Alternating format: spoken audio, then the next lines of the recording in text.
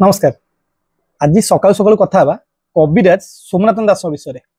सोमनाथ दास तांको कविराज कहीं कहलाई से विषय कथा हवा।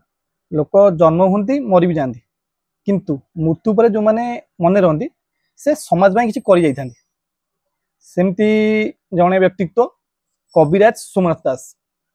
से जन्मग्रहण करती बीड़ी ब्लॉक 22 मौजा ग्राम बिलुआखाई नदी कूल गोटे मोइंदपुर ग्राम अच्छे मोइंदपुर से जन्मग्रहण करती चाकरी करती बांग्लोर रे। सेठारे जड़े साधु सह देखा हुए से 21टी तालपत्र पोथी आनी से विभिन्न रोगर उत्पत्ति निराकरण और प्रतिकार वृक्षलता और गुल्प द्वारा केमती हम लिखाला। चाकरी छाड़ी से बिलुआखाई नदी कूल चाल घर कर गवेषणा कले केमिति रोग भल हम।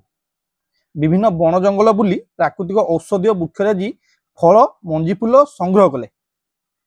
तापर सोमनाथ कविराजी पद्धति आयुर्वेद चिकित्सा जोड़ी सारा राज्य में सेवा जोगाइले एवं खूब नाम कमाइले।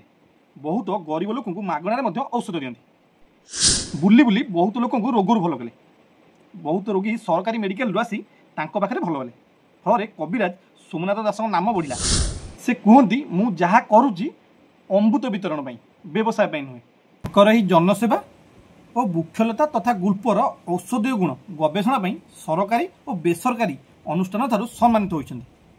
पुरी गोपबंधु आयुर्विज्ञान भेषज महाविद्यालय मरणोत्तर श्रेष्ठ वैद्यराज उपाधि देइथिले। से केवल जगतसिंह नुहे सारा ओडिशार गर्व। तांकर पुओ मध्यम जने डाक्तर आप जानिथिबे डाक्टर शुभदास। तथापि मो गाँ हसुची से बहीटी से लिखिथिले अश्रुमोचन सह भिड़ आसे। से बहीटी मु बहुत खोजी किंतु एपर्यंत मते मिलिनी। तथापि मो गाँ हसुची।